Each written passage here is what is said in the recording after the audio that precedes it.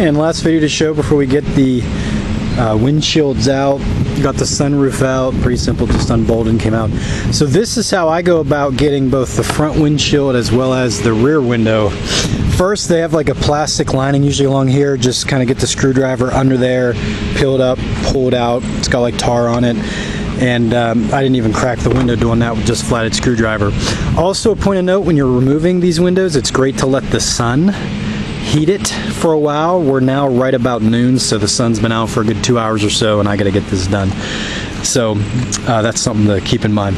But then I just take a screwdriver, flathead screwdriver, get underneath here and just start tapping with my hammer to just get this corner raised. You can see now I've got it raised enough to where I can get my reciprocating saw blade in there, because I need a place to start.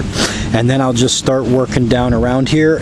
Preferably, I'd like to stay under the corner, because then it'll cut that rubber and everything out, and I won't have to go through after the fact with a screwdriver or with my paint chipper.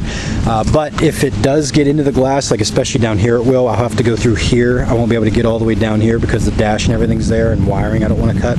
Then I'll just, after the fact, go through and get my flathead screwdriver or paint chipper to hammer out the rest of that so it's totally cleaned up. And then when I'm done, I mean, you're going to have little pieces of glass. It's going to be in here.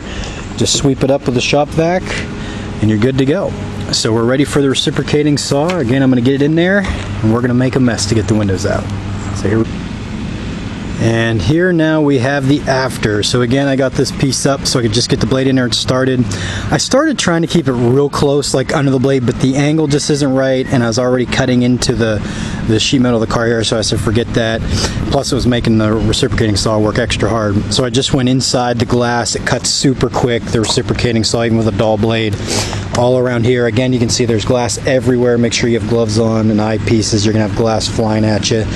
And so we're gonna use a screwdriver and the paint chipper now to get under that and just get that rubber out. I'm gonna use the shop vac to pick up all that loose glass, and then the windshield's done. A little bit of a mess, but most everything's inside. A little bit of tiny pieces get kind of sprayed outside every now and then, like here, but most everything does typically stay inside or right here where I can sweep it up. So a little messy, but quick, and it works.